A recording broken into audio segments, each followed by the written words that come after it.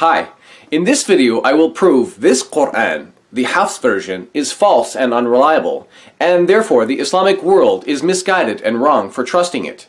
In the process, I will be answering the following questions. Question number 1. What is the most dominant Quran version used in the world today? Question number 2. What are the conditions used to authenticate any version of the Quran? Question number 3. Who was Hafs? And question number 4. Was Hafs an honest and trustworthy man? So let's begin. Question number 1. What is the most dominant Quran version used in the world today? For the answer, we turn to the book An Introduction to the Sciences of the Quran by Muslim scholar Yasir Qadhi, which says, today the majority of the Muslim world reads the Hafs Quran only. More specifically, on page 199, it says this Quran version is used by about 95% of the Muslim world. So, the overwhelming majority of the approximately 1.7 billion Muslims are in unity using this one version of the Quran known as Hafs. That's a pretty amazing uniformity. Question number 2. What are the conditions used to authenticate any version of the Quran? For the answer, I turn your attention again to Yasir Qadhi's book.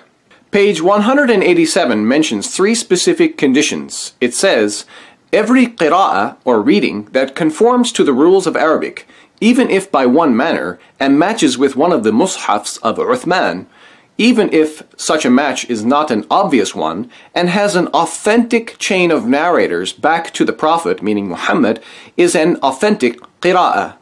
Did you notice that third condition? A Quran version or reading must have an authentic or reliable chain of narrators. In fact, page 189 of this book further states, this is the most important condition. Question number 3. Who was Hafs?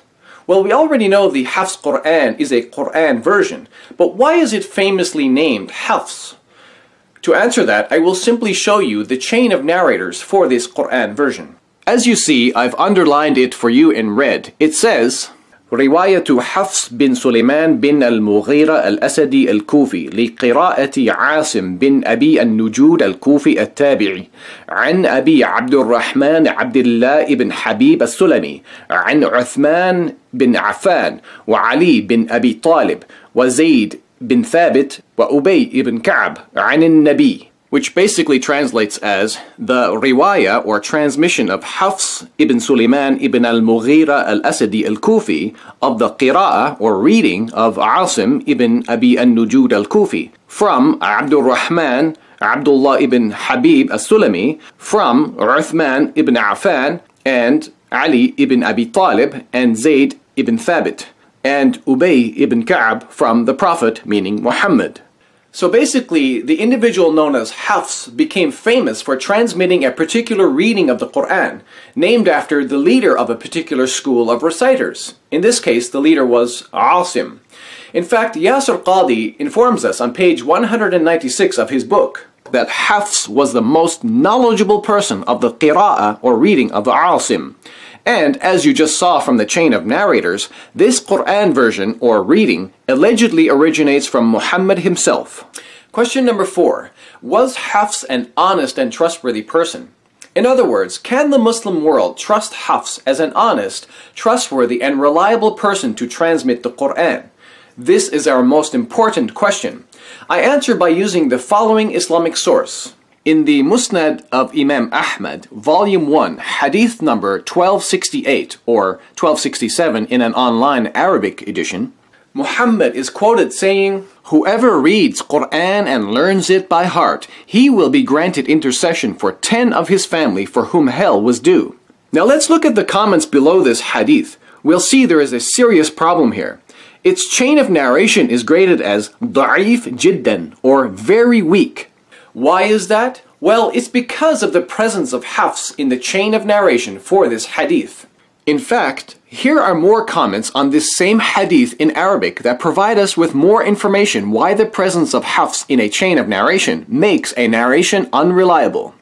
It gives his name as Hafs Abu Umar, huwa Hafs bin Sulaiman al-Bazaz al-Qari. And it says, وَهُوَ مَتْرُوكُ الْحَدِيثِ, meaning, and he is rejected in hadith. كذا قال الحافظ في التقريب وقال البخاري في الضعفاء 9 تركوه. And it says, great Muslim scholars such as Al-Hafidh and Imam al-Bukhari likewise claimed Hafs is rejected. Next we read other charges against him. أخذ مني حفص بن سليمان كتابا فلم يرده. And notice here, وكان يأخذ كتب الناس فينسخها, which means Hafs used to take books from people and copy them and not return them. And more importantly, we read here, وَكَانَ كَذَّابًا, which means, and he was a liar.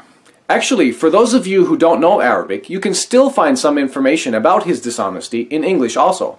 For example, in the book Studies in Early Hadith Literature by M.M. Adami, it says on page 128, he copied other scholars' books and put their material in his own. He borrowed a book from Shu'bah, but did not return it. In other words, according to these Islamic sources, Hafs was unreliable, untrustworthy, a thief, and a plagiarist who took materials or narrations from others, but made it appear like they were his own.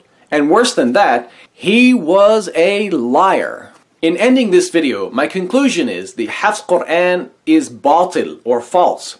It cannot be trusted nor be considered the word of God. Therefore, the Muslim world is seriously misguided for blindly accepting the Quran transmitted by a known liar and dishonest thief. Thanks for watching, and God bless you.